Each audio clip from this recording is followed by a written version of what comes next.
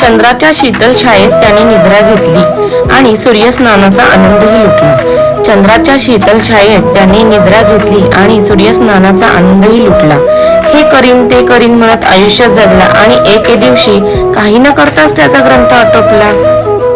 याचा अर्थ कुठलेही काम पूर्ण झाल्यामुळे आनंद आणि उत्साहाचा अनुभव येतो, पण अर्धवट टाकून दिलेल्या कामामुळे एखादी भगदाड पडलेली गळकी टाकी हळूहळू रिकामी व्हावी तशी सारी ऊर्जा निघून जाते। म्हणून वेळेतच काम पूर्ण करा, तरच तुम्ही वर्तमानात आनंदाने जगता।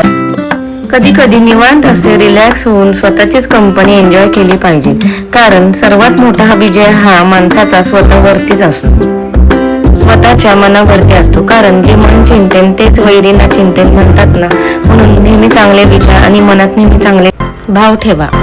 इंद्रधनुष्य निर्माण होण्यासाठी ऊन आणि पाऊस दोन्हीची आवश्यकता असते।